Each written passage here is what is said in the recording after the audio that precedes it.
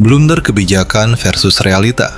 Apakah pemerintah siap hadapi krisis global? Pernahkah Anda mendengar berita tentang pertumbuhan ekonomi kita yang katanya tetap stabil di angka 5%? Namun di saat yang sama, Anda merasa dompet justru semakin tipis.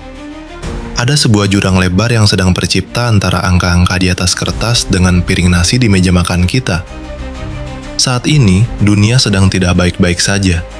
Krisis energi, konflik geopolitik, hingga perubahan iklim bukan lagi sekadar isu di buku teks, melainkan ancaman nyata bagi stabilitas nasional. Namun pertanyaannya, apakah nahkoda kapal kita benar-benar siap menghadapi badai ini? Seringkali kita melihat kebijakan yang terasa seperti blunder di tengah situasi genting. Di satu sisi, narasi penghematan terus dikumandangkan. Namun di sisi lain, proyek-proyek mercusuar dan belanja birokrasi yang ambisius tetap berjalan seolah tanpa beban. Ini menciptakan persepsi bahwa pemerintah sedang asik dengan dunianya sendiri, sementara rakyat diminta untuk terus memperketat ikat pinggang. Blunder kebijakan bukan hanya soal salah ambil keputusan, tapi soal kegagalan membaca prioritas.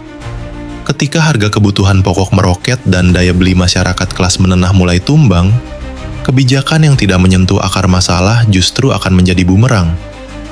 Subsidi yang salah sasaran atau regulasi yang justru membebani UM adalah bukti bahwa ada sinkronisasi yang terputus antara ruang rapat menteri dan realita di pasar-pasar tradisional. Krisis global adalah ujian kejujuran. Pemerintah yang siap bukan hanya yang piawai bersilat lidah di podium, tapi yang berani mengakui tantangan dan mengambil langkah taktis yang langsung terasa di dapur rakyat. Kita tidak butuh optimisme buta, kita butuh transparansi dan empati dalam kebijakan. Sebab, ketika krisis benar-benar menghantam, angka pertumbuhan ekonomi yang megah tidak akan bisa memberi makan mereka yang kehilangan pekerjaan.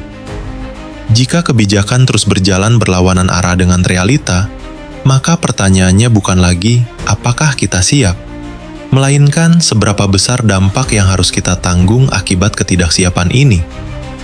Sudah saatnya kebijakan publik kembali ke hitahnya, menjadi solusi bagi banyak orang, bukan sekedar pelipur lara bagi segelintir kelompok. Karena di tengah ketidakpastian dunia, satu-satunya benteng pertahanan kita adalah kebijakan yang berlandaskan realita.